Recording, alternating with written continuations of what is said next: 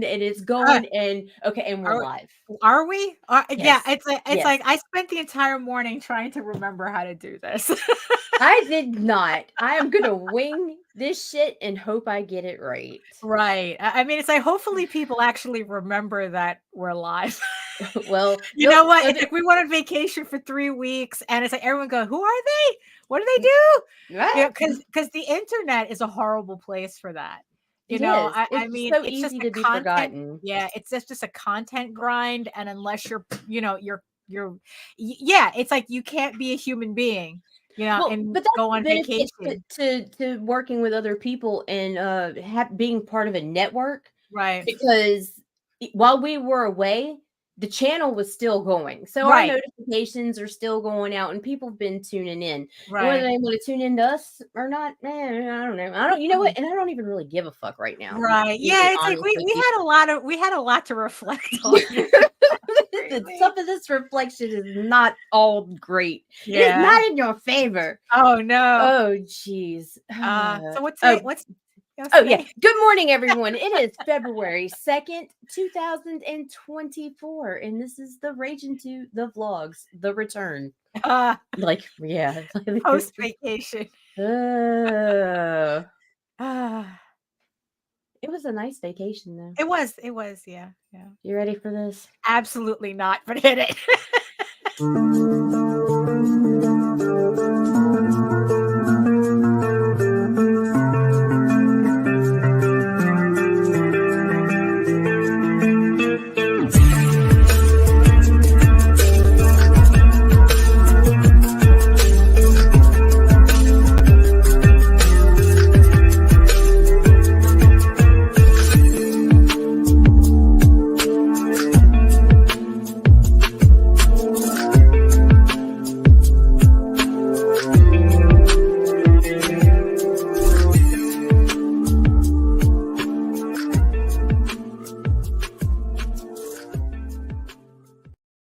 You want to break them in with your intro? Absolutely. That I'm ready for.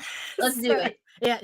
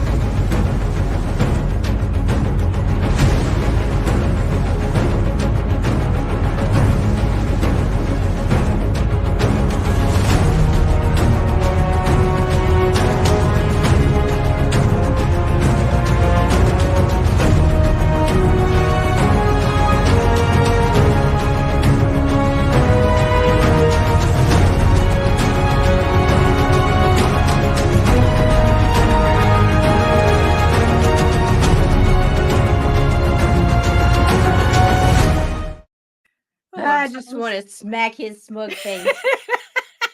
Good morning, Daphne. Good morning, Nita. Oh my goodness. So here we are back again after 3 weeks on world tour. No, actually, we just went to Florida.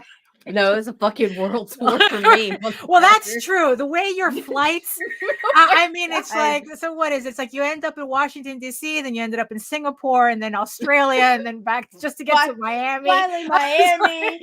Sleeping on the floor in Dallas. I mean, I don't understand how flying for you to Miami takes longer than me flying to California. Because you're going from international to international. Right. Well, that's true. Yeah. So you're going from hub to hub. Right. I'm coming from a shithole fucking airport with 2 damn terminals, A and B, that and flying into a hub to come back down, and it was just it was. I mean, I was. Yeah, you're. But then again, mine on the way back got a little hairy too. Well, before we get started with that, who's joining us in the chat? Oh my Who God! remembers that Nobody we're wants live? to talk to us. Oh no, Nobody. nobody. I'm It's just talking a to little. myself in the chat. It's Okay, just that but stupid auto star shit. but we do have our beautiful eyeball people who are slowly coming in. So thank you so much for joining us from regions beyond. I'm sure everyone will get, you know, will wake up and get you. So either that or we're just talking to ourselves today. And that's so, okay too. You know, that's fine. You know what? That's I'm fine. okay. Catch us on the replay. Exactly. So I guess we might as well just get introductions started so we can talk about our vacation, what we did on our winter vacation. So hello everyone, my name is Daphne Lage and I'm a cartoonist, illustrator, and comic book artist from New York and soon to be auteur. I have been self-publishing comics and soon novels since 1992, and I am known for the furry fantasy adventure tall tales. You got this, Nita? Are you still waking up?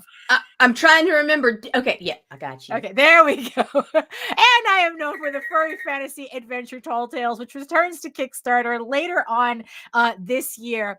But right now, I am especially known for my medieval fantasy drama, Eagle Raven, Heir of the First Unicorn, with issue 8. Oh my God, I forgot how to speak English. 8. With issue 8 launching on Monday. Issue 8 of 15 of this story arc. So so Monday. Monday. And in the meantime, you could read both my comics online at eagleworks.com and Tall Tales, TAILS online.com. I think Eagleworks is spelled EGOWORKS. You see, I don't even remember how to do any of this. And you can check out all my videos on how I make my comics here on YouTube at Daphne Lage, LAGER, which also simulcasts through the Indie Comics Network. And to tell you more about that, if she can remember how to do it, here's me. No, okay, so my name is Nita Lanning, and I'm a writer, vlogger, blogger from Southeast Louisiana, and I have a YouTube channel called Indie Comics Network. And do not go to indiecomicsnetwork.com until I find out what the hell is wrong with my domain. Oh no! Is that what's going on? But it's crashing. So, but you can find us on YouTube. You could Google us. We're Indie Comics Network. We're all over every social media platform, YouTube, whatevs. Yeah, like it's been freezing up. It'll go, we can't find this fucking site. Oh, that's weird. DreamHost says it's paid for, and I still, I don't owe on that bitch till August, but for some reason it's just acting crazy. So that's weird. Yeah, you know what? Sometimes you could talk directly to DreamHost. Right. Have you? And sometimes they say, oh yeah, there's probably like a coding error or something on it. In the redirect, because that's all you do. It's like you just redirect to YouTube, right? That's all I've been doing. I just wanted to own the shit. Right. So I currently own it, but it does nothing. Oh no, yeah. If you talk to DreamHost, they should be able to take care. I mean, I remember their customer service being pretty good. So yeah, I'm gonna deal with them later. I just hadn't, I don't know. It just when I realized what was going on, I was like, you know what? I don't even feel like dealing with this shit right now. I've got enough on my plate. But you can find us Blue Sky, Twitch, Twitter, YouTube, Facebook, LinkedIn, Instagram, wherever. Indie Comics Network or Indie Comics at Indie Comics Net. Right. Yeah. So there you go. So there's always some. Also, I just remember I forgot to put a link to the campaign on Monday in the show notes, but we'll put that there later too. Yeah, we'll get that there. It's like, look, you go to eagleworks.com, everything is right there as well. So hold on, let me see something here, because like I said, I completely here it is. I had my wrong cue cards. That's what was we're semi-professional. Yeah, I know. No, I mean, really, a professional is the last thing you are going to find here. We are not CNN. No. We are not a corporation. Look, I told C the other day, I was like, if anything, I'm running a fucking charity organization. Yeah, I know, really. It's like, it's like, help, send us stars so that for 5 cents a day, you could sponsor a troll like Nita. Exactly. So she could post memes and shit on Facebook. So, oh my goodness. But it's like, So you ended up having some kind of adventure ending up in Florida, and Oh my I God, it was almost great. ended up with an adventure coming back from Florida. Air travel is so much fun. It is. It is. It is. But I mean, yeah, it's like the really, because it's like Louisiana is significantly closer to Florida, but I guess that But jumping no, from regional not. airline to regional airline is just nah. Yeah, it was It's crazy. It was crazy. But then right. it was also really one thing I learned is I will never fly in the winter again. Because Well, that was the biggest issue down here. That's where everything started to go wrong. because it was snowing in Louisiana, We right? had flurries the night before, and Louisiana was like, "Oh my God, shut the fucking Panic state." mode. Panic mode. Right. And so we get to the airport that morning. They automatically delayed my first flight, which was fine because I Right. left myself a huge gap Right. to Yeah, which catch is always the good. connecting flight, right? Because Yeah. I figured there'd be issues, but I did not know how bad those issues would get. But Uh-huh. so anyway, we get to the airport, C drops me off and everything, and I am there for hours because they're so worried about an ice patch that may or may not exist. Right. Finally, we get to board the plane. I'm excited because I get the whole like nobody's on the Oh, row with yeah, me, that's always no fun. one, and I was like, "Fuck yes!" So I get on there. I'm like, you know what? That Right. wasn't too bad. I get on the plane. I'm sitting there. They don't show up. I plop over. I got my window seat. I'm like, Right. yeah, bitch, whatevs. And we're sitting there, sitting there, sitting there. 45 minutes later, we still haven't left the Oh, tarmac. They come on, right. or the tarmac. They come on a fucking announcement talking about there's a maintenance issue with the plane, and there's no de-icer because DC ran out, and because DC gets priority, everybody's de-icer was being Right. sent to DC or some shit like that, and so we're gonna have to deplane and catch another flight. And I'm like, Right. fuck me. Right. So we did it, blah, blah, blah. Anyway, we fucking take off. Of course, now I'm like 5 hours behind schedule. I missed my connecting flight. Right. I Yeah. get Charlotte. They're giving me shit. They tell me I'm at Terminal B, which if anybody's ever been to Charlotte, That this is is a a big massive fucking yeah. airport. Terminal B and Terminal D are about a 30-minute fucking run walk apart. And the signs have it. The Right. signs tell Right. you how long it will take from the point So you're they standing to tell where you me need to be. I'm at Terminal B, gate 30, right? So I'm sitting there waiting. And like all of a sudden, I get a text on my phone that they've moved the flight up. Like I've Right. never seen them do that. And they moved it up. Right. But they not only did they move it up, I've got 15 minutes to make a 35-minute run walk all Right. the way across the airport to Terminal D now. That's ridiculous. That's And so, ridiculous. like, I haul ass over there. I missed that fucking flight because they're like, it was like me and 4 other people got there at the Right. same damn time. That plane sat there for 30 goddamn more minutes and they still would not let us board. Right. So even though it wasn't full. Right. So we had to wait and catch the next flight, which ended up being really fucking cool because on a basic economy ticket, they put my ass in a business class seat to get Well, there. they almost put you in first class. Yeah, they were. Yeah, the bitch was like, "Do you have a pair?" There was for some reason there was a dress code because there was somebody flying. No, what I learned is somebody was flying, somebody special or something. Right, and you needed heels. There was a dress code. They asked me if I owned heels, and like, here's the thing: I'm in ripped up jeans, dressed just like Look, this. they just like, don't let anybody heels, sit next to Taylor Swift. I don't know who was on the fucking plane. But anyway, I didn't care at this point. All I know is all I wanted with every fiber in my being was to get my ass to fucking Miami. Right. And so like I got upset and whatever. And this other one of the airport personnel comes over. Right. She puts her hand on my back and she's like, "I got you. You're gonna really like this." And she walks me up to the plane and everything. And she just like plop. See this bed? You see this bed here? This bed? This is yours. It was like it's like a gray curved seat, sweet bench. It like goes around like in a C shape with the TV and stuff. I was like, yeah, I'm living the life now. But I've never flown business class. So I can't I don't know what you're talking about. But that's how you know that it was the start of a grand adventure. Yeah, that's true.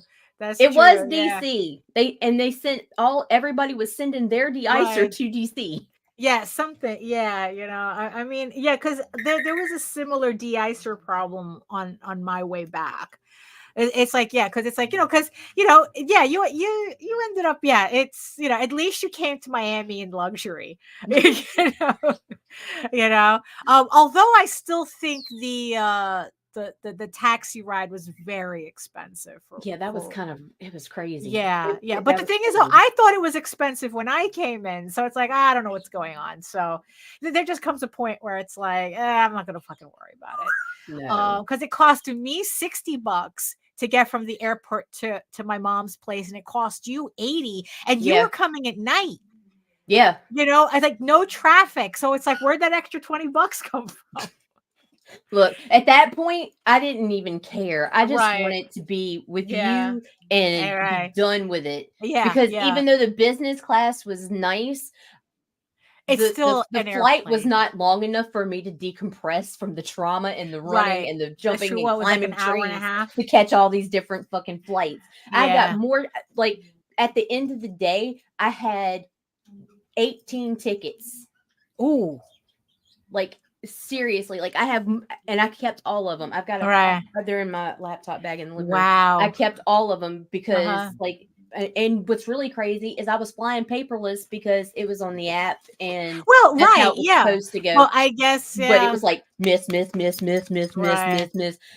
like to the point, even the chick who was boarding us on my way home at the one in Dallas Fort Worth, when I finally had enough and just kicked my fucking suitcase, which was a bad idea. Don't fucking throw a tantrum in an airport, because there was like a minute there I was questioning whether or not I was going to jail on my way home. Oh no, yeah. Well, airports can do that to you. Yeah. So it was airports can do that. I kicked the shit out of my suitcase. I kicked it so hard I had to wedge it out from underneath the seat, like it's stuck. But anyway, like I got a fucking shit ton of paper tickets, like, because every time I turned around I was having to get another one. Well, I mean, but at least you ended up in Miami. So yes, I did. So how'd you like it? God, it was okay. So it was fucking beautiful, right? Like, I knew it would be pretty, right? I knew it would be pretty, but I didn't know it would be like fucking postcard pretty. I didn't realize that, like, from the bed, the next thing I'd see is the fucking ocean. Yeah, like, it was just fucking phenomenal. And your mom, oh my God, I love her so much. Like, I really I love her too. She's just like, she's so humble and soft and sweet, and it was just like, I mean, it was really, and then getting bedtime stories and stuff, that was great. Jellyfish tide sucked, but yeah.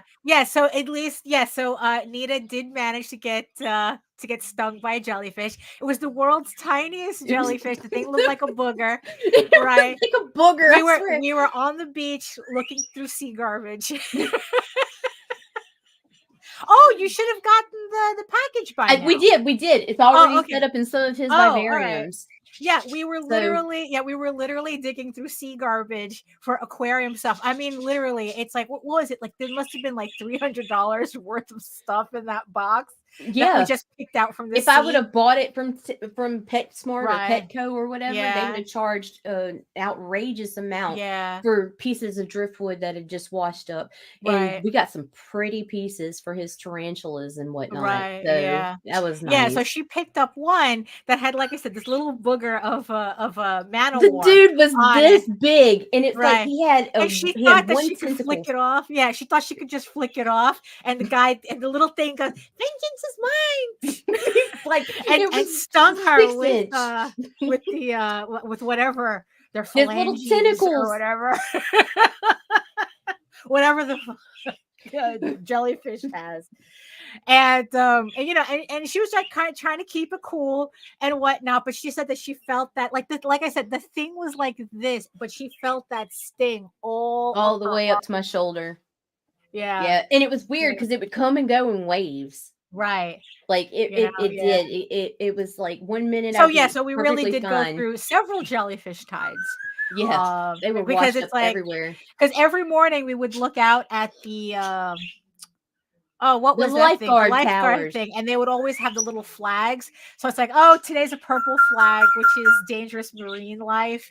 A lot of purple and red flags. I mean, the it was water. riptides and Right. jellyfish the whole Yeah. time. We Yeah. did not get in the water. No, we did not. There was no sexy swim time. No, there was not. Although we did get as close to a pina colada as we could. Right. Except it just tasted more like the concentrated orange juice. It did. Oh my god, it tasted just like the old. It was perfect. Like, frozen cans perfect. of orange juices. Yeah, it was perfect. Just like the government used to make. But I'm glad you. I'm glad you had a good time, Nita. You know, it's like, I really did. Yeah, I really did. My favorite part, though, the one thing, what? like, you get those memories that it's like, oh shit, this is gonna be a core memory. It's how politely your mom was when she'd have enough of our bullshit. And she'd be like, you want to go outside? For a walk? You want to go take a walk? Get us out of our house! Like, you bitches are being too loud. Get out of my house. Right? That's how my mom would have said it. You know, it's like, what would you like to go for a walk? Go check out the park. Right? Yeah. No. But the funny thing is that Miami is just in a way that, like, because if you weren't there, I would have just stayed in bed the entire 3 weeks, like that fucking grandpa from Willy Wonka. I would have just been like that the entire 3 weeks. Like, that's just what Florida does to me. It's like, you know what? I don't need to get out of bed. Because everything makes you so damn tired. Yeah, just you don't have to do anything. Mm-hmm. You don't. And it's just like, whew, what a day. Right. I just think it's the humidity. What you do? Walk to Publix. Yeah, exactly. And it's across the street. Right across the street. It's like, oh, so it's it's like, yeah, we had a full day. We walked to Publix. We took a nap. Stared. I mean, and also we would spend hours just staring out the window into the sea. Right. We're standing there like King Haggard, watching the unicorns in the sea. And it's like, oh, this is why he did this. Oh, now I understand. Yeah. And it's a full day. We had a full day. We took another nap. Read bedtime stories. Yeah. So yeah, that was pretty fun. So, for those of you who you don't, so just so you don't think that we just spent the entire 3 weeks napping. So I did a little work while I was in Florida. I was able to finish the 5th chapter of the novelization of Eager Raven, Heir of the First Unicorn. For those of you who don't know, I am converting the comic book series, which issue 8 launches on Monday. So we will have a link in the show notes after the show, but for now you can head on over to EagleWorks and you can click on the link there to sign up to get notified when the campaign goes live. So I have been doing a novelization of the comic book series to kind of like just have another option of sharing the story that I have in comic book form currently, and then I will have a novel of it also coming out on Kickstarter, when I'm done with it. The only rule that I have with my novelizations is not to outpace the comic book. So right now for this month, I should be laying out issue 11, penciling it out. So technically, according to my rule, I cannot go past issue 11. Once issue 11 is finished, I cannot go past issue 11 with my prose. So while I was in Florida, I finished issue 5 chapter 5 of Eager Raven. And while we were there, while I had Nita captive in our sea tower, I got to actually read excerpts. I think I read like a couple of full chapters and an excerpts of the other. So it was really cool because it's like we'd be about getting ready to go to sleep, right? So we would be sitting in the dark, and then it's like I'd be reading her the excerpts on my phone while she's trying to get to sleep. And it's like I think like several times we stayed up till like 1 a.m. or later. Yeah, I think there was one. I think it was like chapter 4. It's in the show notes. Yeah, it's I think chapter 4, which was my longest one, because it had the most Hi, Rob. hey Rob, the most original content. That one I think we were up until 2 in the morning Right. reading. Yeah. So and in the end, at 2 in the morning, mom can't say, "Don't you guys want to go take a walk?" So but luckily, she kind of stays up as late as we do, so it didn't Yeah. really overlap that much. um so that was kind of interesting, reading out my stuff out loud, and kind of getting a sense of it. And it's like, so what did you think so far So of far, so good. Oh my right gosh. Yeah. There's more. The biggest difference is w- the advantages with you already having the comics is that the visualization is there, so there's a lot of stuff that you already have preset in your head, but there's Mhm. a lot more character development and a lot more nuances that happen behind the scenes and stuff Right. that you won't get in the comic. It's just like, if you like the comic, here you go. Here's some extras. Right, Here's yeah. here's the bonus. Here's the director's cut, Yeah, pretty much that's what and it it's feels like like, yeah. it's. I love it. All Like right. I do. I mean, I know I'm really enjoying myself. I'm working on chapter 6 right now. So yeah, because I keep the comic out so that I can keep consistent with the comic, even though I'm adding in a lot of extra stuff in it. And yeah, and it's like, and I'm just having a lot of fun having these two formats, working in these two formats. It's like, look, I it's like Eagle Raven could only exist primarily as a comic, but the thing is, though, being able to add so much in a novel format is also really good too, because it's like, it's two different formats. There's stuff Right. in that book I wouldn't even know how to begin, how to draw those scenes, Right. because it's a lot of more like internal dialogue, Right. like, and just yeah, it's just, there's just a lot of things that it wouldn't work as a comic, because comics are faster paced, um it's just a different medium. For people to think that there could be a one-to-one adaptation, No. there's no such thing. I mean, even when you do movies, you're never going to get a one-to-one adaptation. Although, to tell you the truth, I think the closest that I've seen a one-to-one was the Chronicles of Narnia, or the Lion, the Witch, and the Wardrobe. Mm, That was the closest to a one-to-one, but there's still, there's right. still artistic liberties you have to take, because it is a different medium. um and that's what I'm having fun with. That it's like I'm having fun with making Eagle Raven a lot messier than she is in the comic. She's a hot mess. Yeah, she really is. I think it adds more to her personality. And just like everybody else too, and how she reacts to situations. I just, it's just like I said, it's just making me happy doing this. And then on top of that, it's kind of like getting into doing novels again has kind of like reignited my enjoyment of reading. I guess because in the Right. end, like, if you're going to write, you need to read.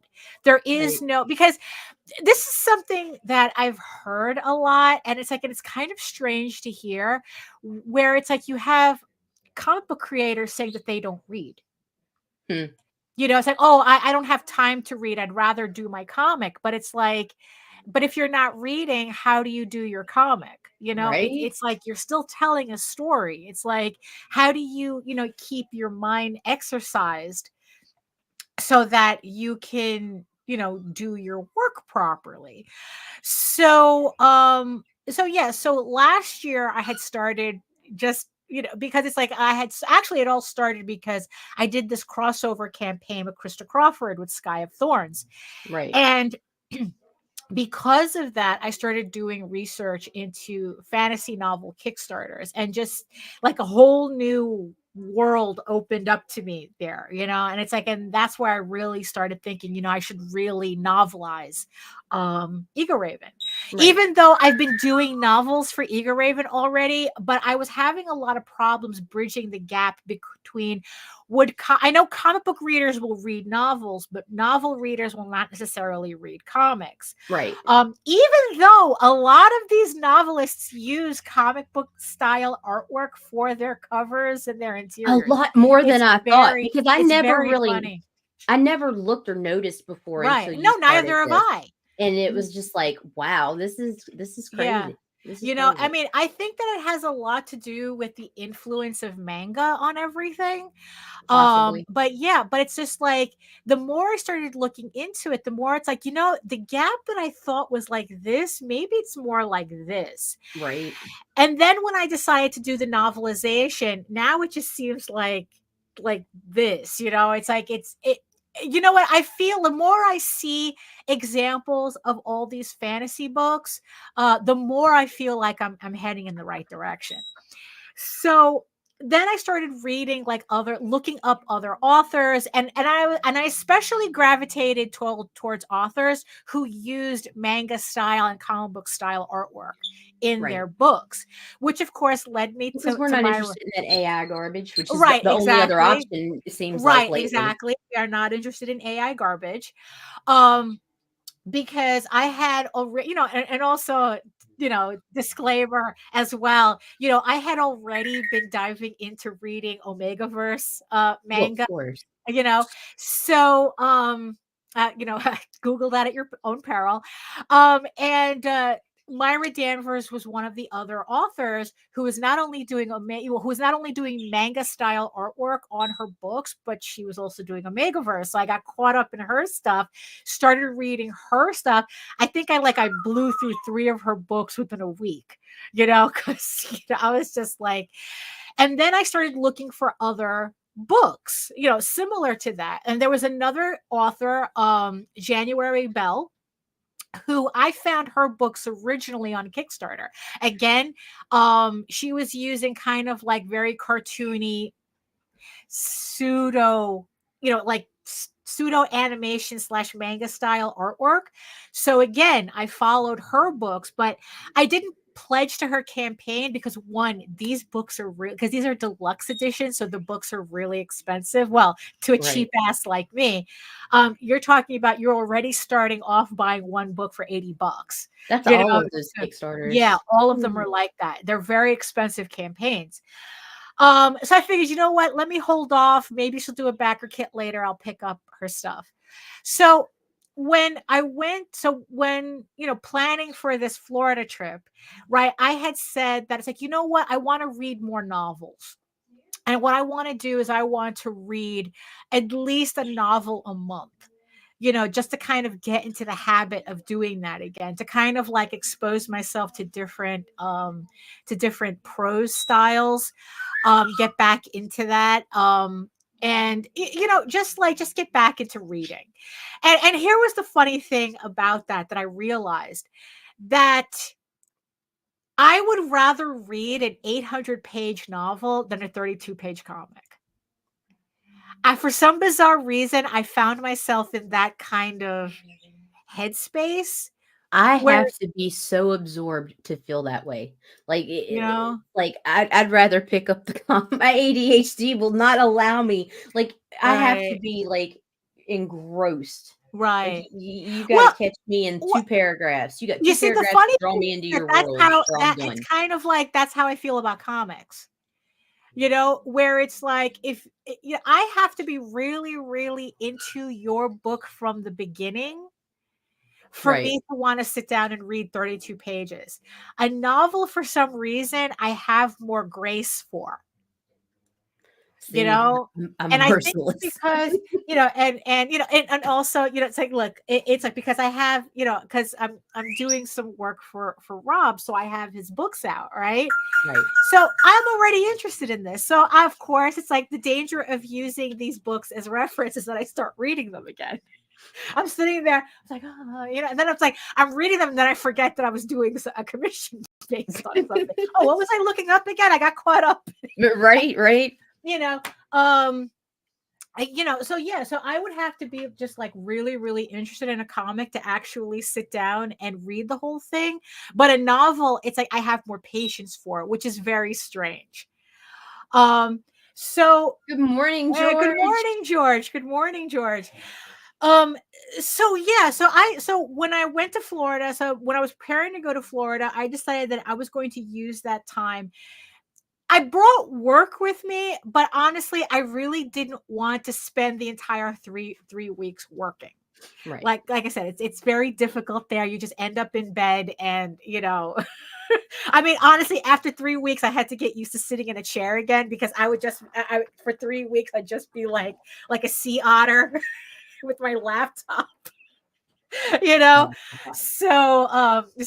so that's kind of how it was there. So a couple of months ago, Jose had got me this Kindle. Actually, he got me this Kindle for originally for Baltimore. It Comic-Con. It didn't work out. But what I realized was that I really, really liked reading on this. It's the one that you get the ads. Like if you turn it on and you get ads in the beginning, but once you like open up, once you kind of open up the Kindle, it just goes. The ads are not really intrusive. So I downloaded some books. I go, okay, you know what? I'm going to spend my 3 weeks reading.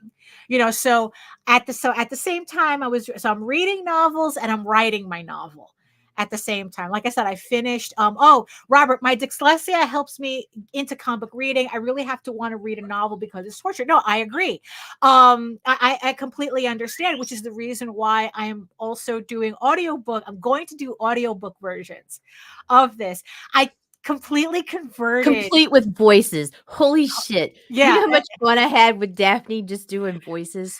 yeah. I was doing goddamn voices, and Yeah, it was I cute. turned one of my closets. So I had like this wall unit, and it had like 3 sections, and I was able to convert the middle one into a sound booth. So I have my Mac set up on my nightstand because you don't want the computer to be in the same space as you're recording your voice. Right. I'm using a program now called Adobe Audition, which is specifically for recording voiceovers. And a lot of authors use Audition to do their audiobooks as well. And you'd be surprised at how many authors also convert their closets into sound booths to record their own audiobooks. So it was actually pretty easy to find this information. Oh, the glamorous life of being a published author. You're you're covering your closet with foam to record audiobooks on your computer. So at least that way it's like I have like another option for people to enjoy my prose work if they're not the type to be able to read. So you'll be able to listen to it. I'm going to have the first chapter of Eagle Raven hopefully in about a month or so, because I'm offering up the first chapter of Eagle Raven as prose on this campaign launching Monday. So it's going to be a stretch goal. I haven't decided at what yet. So everyone will be able to get the first chapter as a PDF and an EPUB, and then there's going to be an audiobook version you can go to YouTube to listen to for free. So so that's going to be a lot of fun. So I have, you see, because you see the ads pop up. It's like I said, every time I turn it on, there's an ad, usually for a lot of these gambling. So, but like I said, once you log in, just start reading. So the first book that I was technically finishing up on this vacation was Sky of Thorns, which is Krista Crawford's book. Right. Which yeah, I'm trying not to get too much reflection. I should have put graphics on the screen, but so Sky of Thorns. Now this is the book that I did an Eagle Raven crossover with, and I have to admit I did really enjoy it. I'm looking forward to the second and third books. It after I finished the book, it really made me happy that I collaborated with her on her campaign. And like I said, I'm looking forward to the second and third volumes, and I'm hoping and I'm looking forward to doing more collaborative work with her as well. So Sky of Thorns, she goes by Fleur de Villainy. A lot of pen names. Everyone goes. Most authors go by pen names, but for me it doesn't matter. But so Sky of Thorns was the first book that I completed. On my vacation. So the second book, which I decided I was going to I had not the hardcover, I had a hard copy of it, the paperback for the longest time, never got around to reading it because also that was the funny thing too. For some reason, I have a problem concentrating with paper books, but with the Kindle, I'm able to just read it. I think it's because the opposite. Holy shit. I think it's because I could put it on night mode. So so it's white text on a black background instead of the other way around, and I could read that better. So like something about holding a book with pages will keep me like if I'm interested, will keep me there. If I'm like on something digital, I'm gonna be like, no, actually, that's my brain is broken. Thing. No, I don't know. I have the opposite. If I have to actually physically read it, I have a problem. I have a hard time. Everything about the book. I need that smell. I need right. I just I don't know. Also, the thing is too, it also helped that I was on vacation too, because honestly, when I got back, I found it very difficult for me to get back into reading. So the next book that I read was The Witcher. So this is The Last Wish, which is the first book in the series that introduces The Witcher.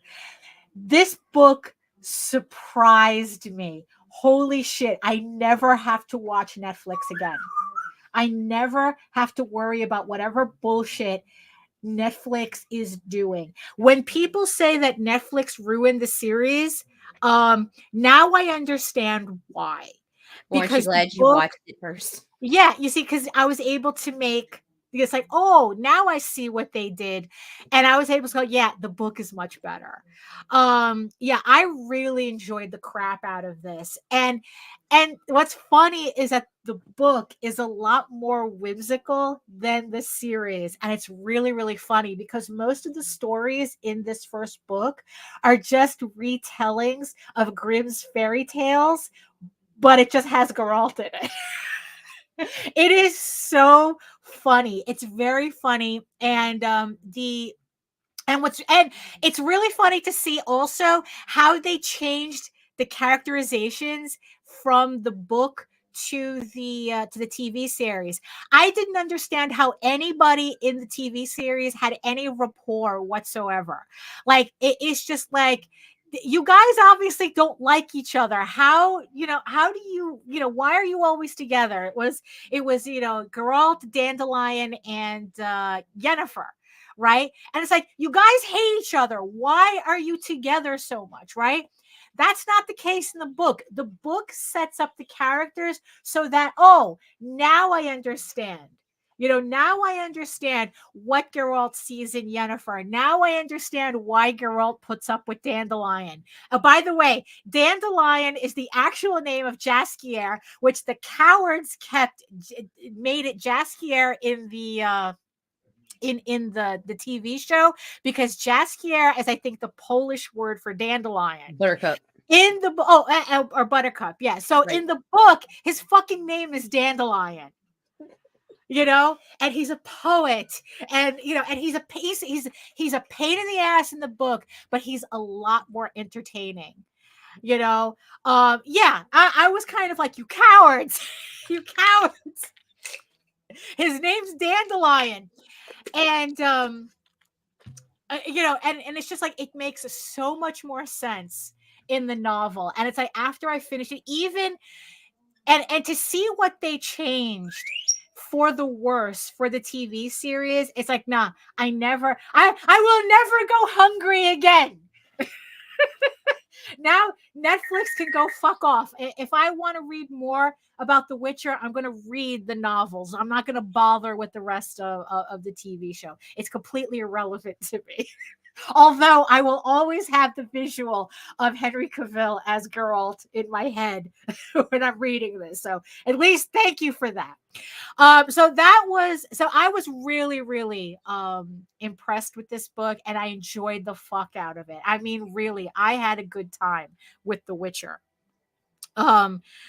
And let's see. So the next book, speaking of having a good time, the next book that I read, hold on, let me get the cover to this because it'll make sense. This is fun. This one's fun. So this one, I finally decided to pick up January Bell. Remember the Kickstarter I told you about before? Wed to the Alien Warlord. Okay, so this is a spicy sci-fi, and spicy as in they're fucking within the first chapter. So it's like, so you know, this book made me regret immensely not supporting the Kickstarter, to the point that I contacted January Bell through Kickstarter going, please tell me you're going to have the hardcovers available. I missed that. I made a mistake. Forgive me, senpai. Yes, forgive me. Holy crap. This was such, okay. It's smutty. It's very smutty, but it's smutty in a very cute way. It's kind of like the anti-Myra Danvers. It's like where Myra Danvers books are all about hate fucking and everybody having a good time at that. This is about, the vibe is worship. The guy just worships the woman, and everything he does is in like complete awe of her. So it's about a group of female astronauts who are sent to a planet as supposed negotiations, and it turns out the government actually sold them out as alien brides, and they don't know that they're there. They think they're there on a mission. It's like, yeah, well, your mission. Nah, bitch, you're a breeder. Right? No, for real. That's what it is, right? And so this is the first one. So there's 8 women in total, and so there's 8 books because they're all told from the point of view of each of the women. And he just rolls his eyes. So it's like, so this was the first one. So this one is the captain of the ship of the mission, Nikki, and this is, and she's she becomes an accidental alien bride to the alien warlord, and it is so goddamn cute. It's cute, it's cozy, it's sexy, and it's just like, I want to read more. Like I said, it made me regret not supporting her Kickstarter, because because the Kickstarter collects all 8 books. Oh, so wow. But yeah, so it's 2 volumes, and it would have been a little expensive for me, but now I regret not picking it up, because also I loved the artwork that she used on it. It's not this cover, it's not this these stock art, altered stock art. It's like she actually used an artist that I showed Nita, that we both follow on Instagram. But yeah, it is just my other favorite. So so there's Myra Danvers, and then there's January Bell, who I just had to remember her name. They're like my 2 top authors right now. So but the thing is, though, is like, with reading these books, what I really wanted to make sure I did was that I didn't read too many of the same books in a row. So I wanted to make sure that I got like a good variation of books, because like, look, I enjoy the smutty shit, but I don't want to read 8 of them in a row. That's why I broke up. Oh, hey, Nicholas. Hey, Nick. And I wanted to break up kind of like the vibe of each book. Like that's why I was reading The Witcher, and I had put The Witcher in between these two. And speaking of Nicholas, right? So Just in time, sir.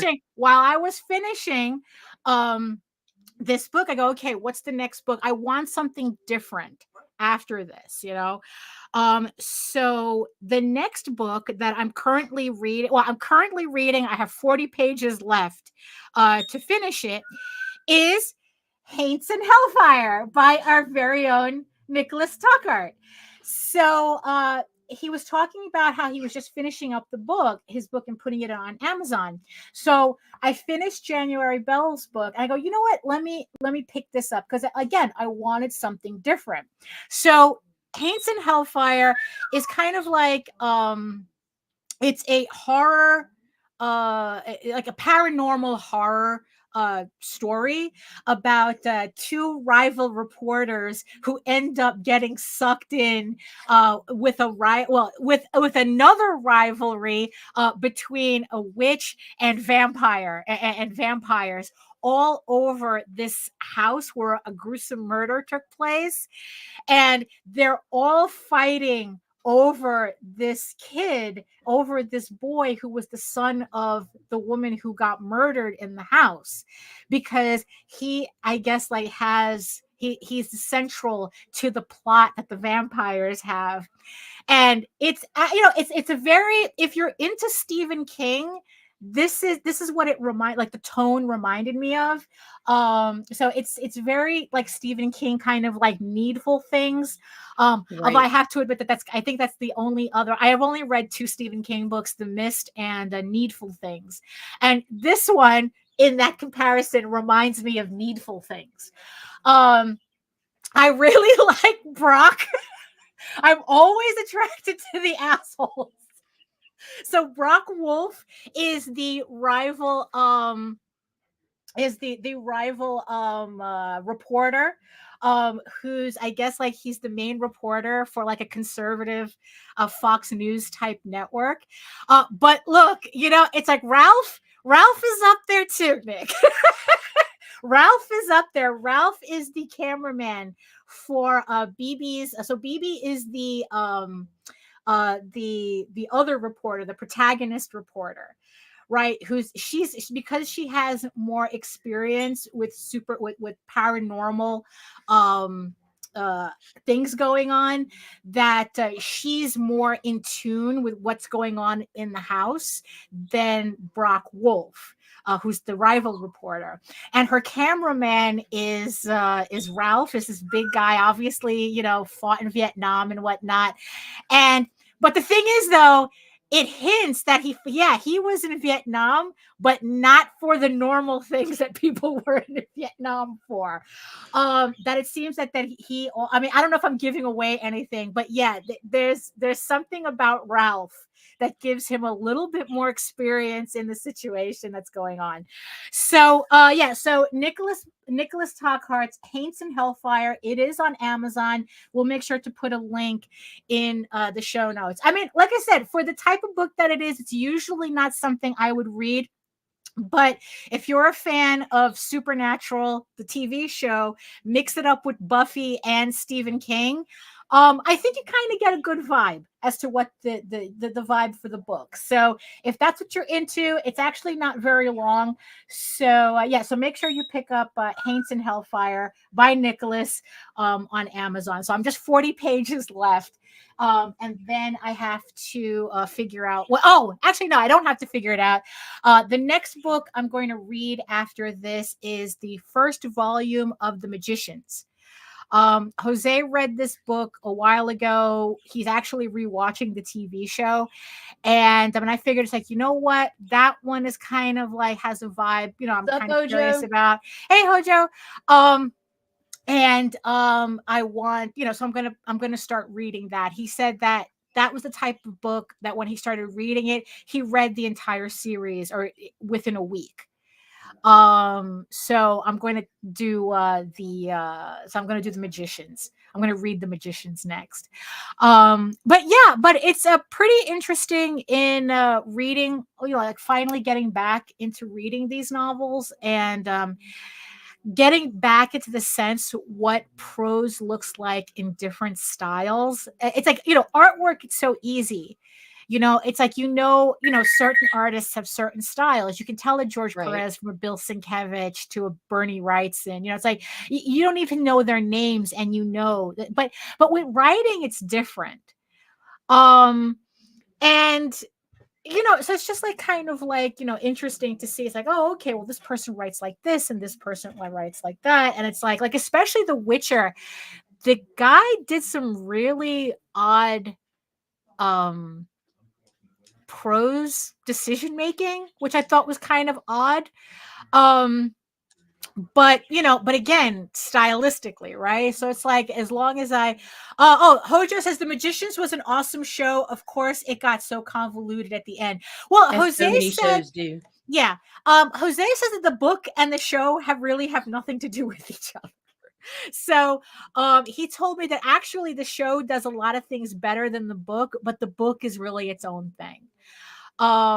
So that's just the thing that he had me to keep in mind. So yeah, Nita. So I guess I took up all this time. So it's no, like, dude, you're good.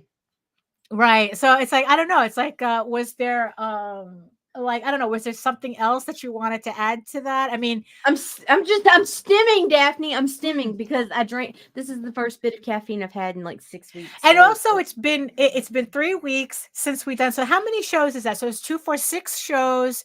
And then for me, it's 3 more live streams. So 9. So I missed 9 shows. Yeah. I'm not used to sitting this long anymore. Yeah, I know. It's like, I had to remember how to where all my stuff was. Just to remember. It's like, just like I flubbed my intro, and I didn't even get nobody noticed. Yeah. It's fine. Because I had a new clip. I had a new clip that I wanted to do, and I completely flubbed it. Look, where is it? Crazy pills. Yes. So yeah, it should be. Yeah, so yeah, so yeah, we have a new clip. So yeah, so that's what pretty much what we did on our 3-week vacation. Nita, it was a huge slumber party. Yeah, it was a huge slumber. Yeah, so Nita, everything but the pillow fights. Well, that's Daphne drew the line. Yeah, no, yeah, because we have those memory foam pillows, and it's like getting hit by a brick. You don't want to. No, you don't have a proper slumber party with memory foam pillows. So yeah, so she got to experience me doing the voices. She thought I was joking when I says, no, I will do voices. And I did voices when I read my stories to her. Oh, Nicholas, no problem. Nicholas is fangirling over you now because she fangirled over him. Yeah, there you go. It's like, no, I am actually enjoying the book. I really am enjoying your book. So, like I said, I just have 40 pages left on the Kindle, and what chapter? I think I'm up to chapter 21. So I don't know. So I was doing the voices for her. It was just really fun. It was just really nice. I don't know. I just like poor Daphne. She'd be so fucking tired, and I know she was ready to quit. And I'm just like, keep going. Just a little right. Yeah. You see, that was the thing, because I didn't know how much she was, because I thought that maybe like she was nodding off or something. And I would go, oh, so do you want me to stop here? And she goes, no, keep going. And it's like, okay. So we just kept going. And before you know it, it was 2 a.m. every fucking night. Yeah. So it was, so I'm looking forward to recording those in my closet booth. I swear to God, it's the most ridiculous thing. But when I saw how many authors did the same thing, like literally I was looking up YouTube, just like how to turn it's like, oh, so how do I turn a closet into a sound booth to record audiobooks, right? Because you want to be as specific as possible. And the first video that popped up was how to turn a closet into a sound booth to record audiobooks. It was literally that sentence. And it's like, and that's when I learned that a lot of authors do that. No, that's exactly how it was, because I wasn't sure whether she wanted. So it's like, oh, do you want to hear a story? And she goes, yes, tell me a story. And we jumped around. I didn't read her. I don't think I read you anything of chapter 1. I think I read you an excerpt. No, because I ended up reading. Daphne is now on Substack. Oh, yeah, that's right. I forgot. And so that's how I ended up coming across chapter 1, which is weird because I love Daphne, but in 4 years, I think I've opened 2 of her emails. But for some reason, when the email came in from Substack, I picked it up. And while she's sitting in the bed next to me, or in the other bed next to me, boys. Yes. In the other bed next to me.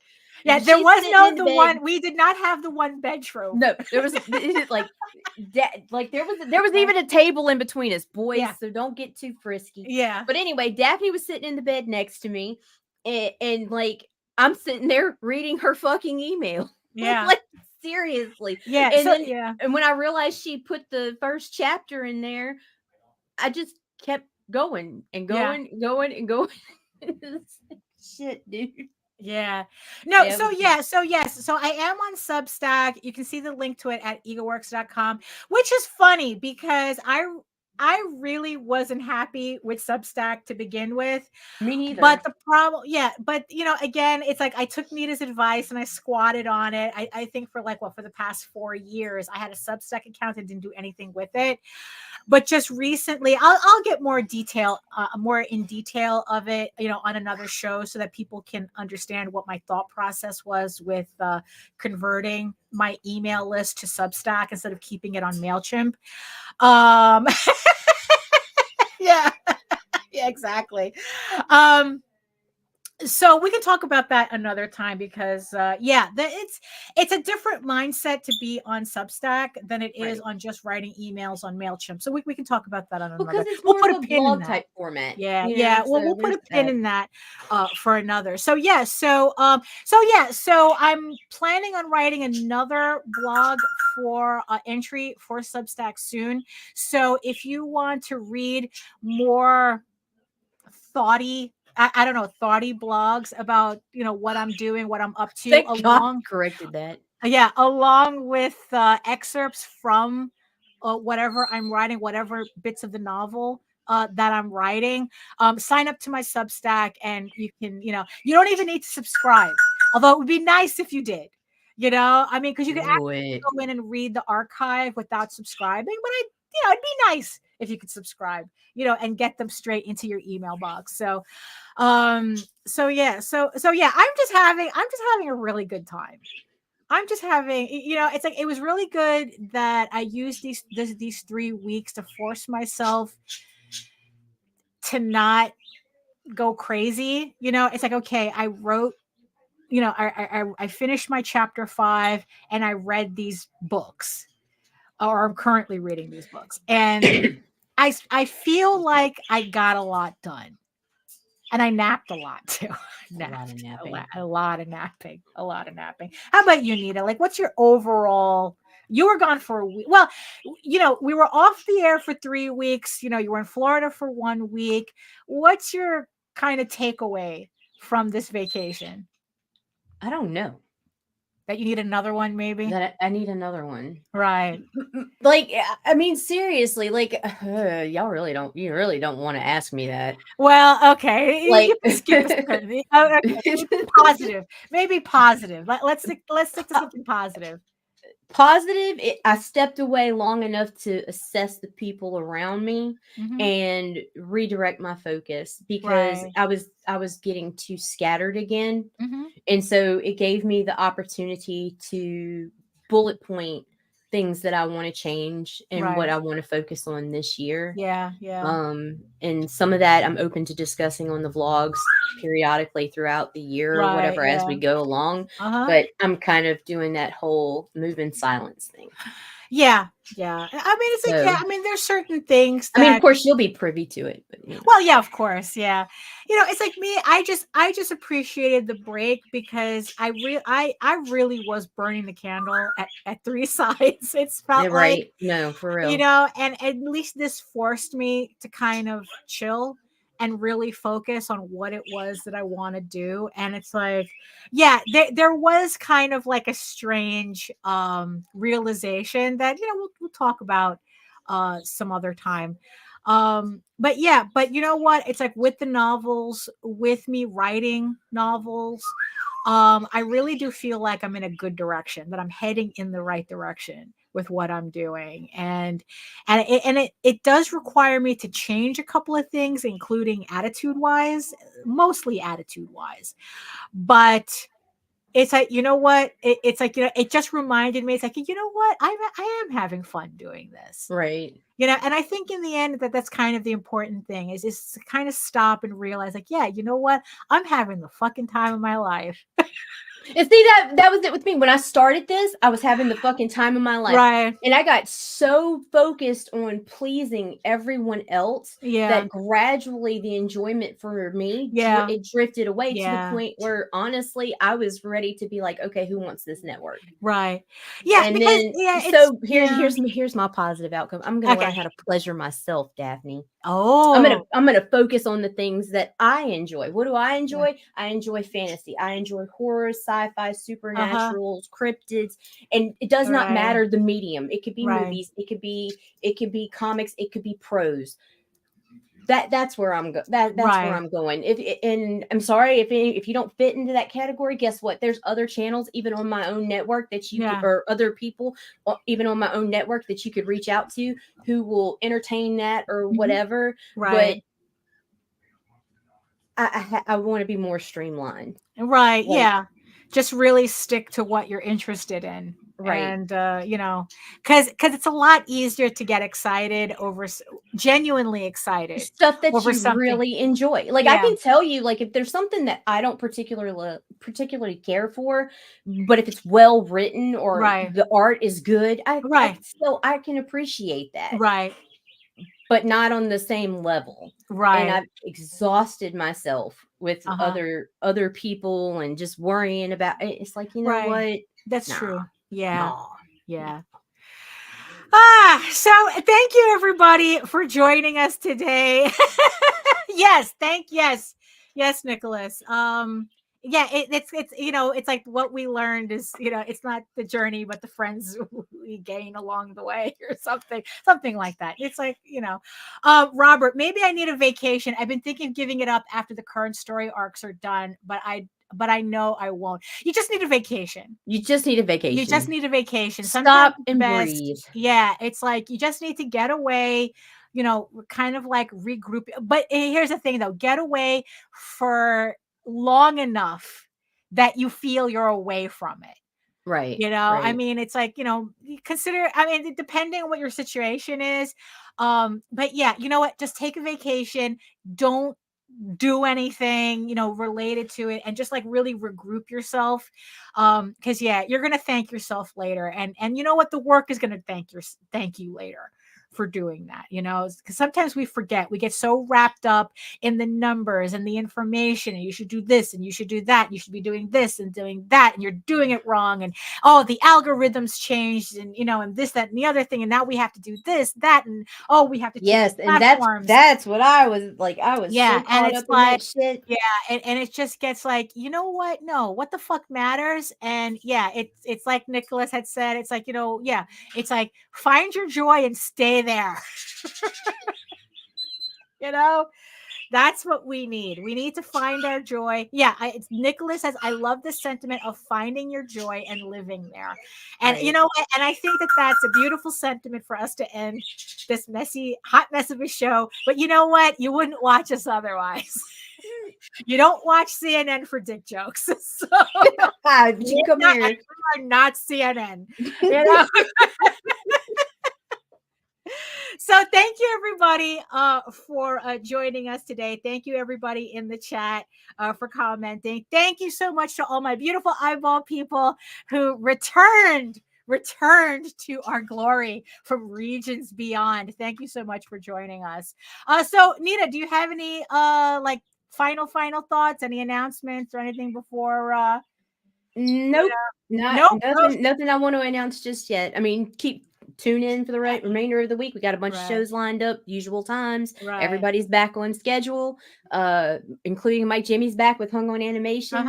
And every now and then you get to sneak a peek at the most beautiful porcelain doll looking baby you ever want to see in your life. His new co-host. Yes. She's doing Aurora, in-betweens. And she's doing in-betweens now. Popped right out, and now she's doing in-betweens. I mean, it's like, really, those Norwegian babies, man. No, he's Denmark. Those Dutch babies. Those Dutch babies. They're straight out working.